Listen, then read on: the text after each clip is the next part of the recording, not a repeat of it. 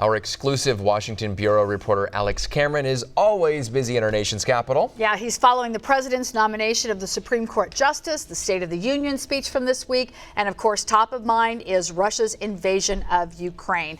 And Alex joins us this morning. He was recently in Tulsa, stopped by the station. And Alex, it was great to visit with you back then. It's always fun to have you on the show. Thanks for being here this morning. Oh, it's my pleasure. It was great to be back in Oklahoma last week. And I was so glad I got to experience every season in just a matter of few days. So you're used to that, though, having covered Oklahoma for so many years. Hey, let's talk about this. Because there is so much. You are in a prime position to watch all of these lawmakers and the power players as these decisions are being made. What's been kind of the feel or the vibe there in Washington as this Russia invasion has gone on?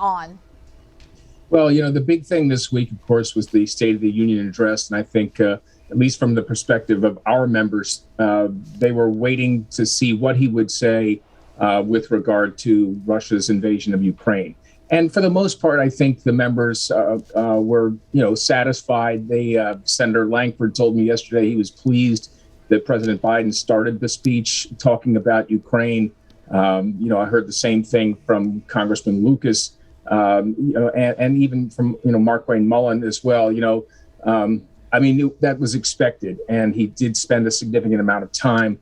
Now, they all, have a lot to say, though, about the president's overall leadership, in this area. And many of them think that his energy policy, at least played a maybe not a direct role, but indirectly is responsible for emboldening Vladimir Putin and, giving him the feeling that it was okay to go in and attack Ukraine at this time. So that's been a big issue, as you've seen in the days since then, kind of this increasing call from Republicans, even now some Democrats saying we need to ban all imports of Russian oil.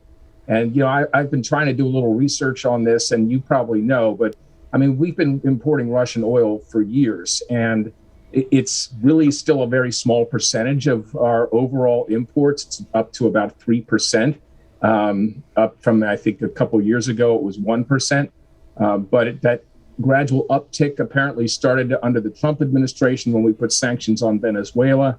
And so oil companies needed to go elsewhere for the, to get oil. And so they turned to Russia. Russia is the third largest producer of oil in the world. So, they're out there, and we're not the only ones taking their oil. But people obviously now have this feeling about Russia. We shouldn't be funding their war, which is how many of them see this. And so I think it's very likely we'll see something in this area. Even President Biden said yesterday, this is, the ban of Russian oil is not off the table. The question is, does that mean what the Republicans want is we put renewed focus back on production in America, while some of the Democrats who are in favor of this would rather turn and pivot to greater focus on green energy. So we'll see about that. But that really is kind of the hot topic. In terms of congressional actions, do you see any appetite in Congress, in the Senate, in the House to go a step further, boots on the ground, war declaration, anything like that? No. I will say that, prior to the invasion, when I spoke with our membership about it, Markwayne Mullin was the one who thought we ought to be putting American boots on the ground in Ukraine. I don't know if he still feels that way, but, that's something I've heard from no one else. Certainly, the administration has no intention. You heard him on Tuesday night say, now, if Russia even goes an inch into the territory of any NATO ally, then, all bets are off. We're going to be there to defend them with our own people. But Ukraine is, while we view them as an ally, they're not part of NATO. And so I think no member of the alliance at this point is prepared to send troops in. And certainly the United States is not. And, you talk to the majority of our members and they are in agreement with that.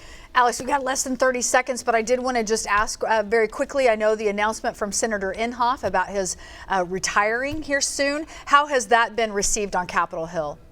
Well, it's viewed as a big loss because of his leadership role, his seniority in the Senate. You just can't replace that. And then it creates potentially a cascading effect. Markwayne Mullins announced he's a fairly high-ranking member of the House Energy Commerce Committee. If Congressman Hearn decides to run, he's on Ways and Means. So that's kind of how it's viewed. I mean, lots of accolades for Inhofe. Sorry that he's going, but understand that he's ready to retire. But, kind of concerned about what that could mean for us. I mean, Inhofe really has done a lot to protect Oklahoma's military installations over the years. And so you lose that seniority, and that hurts.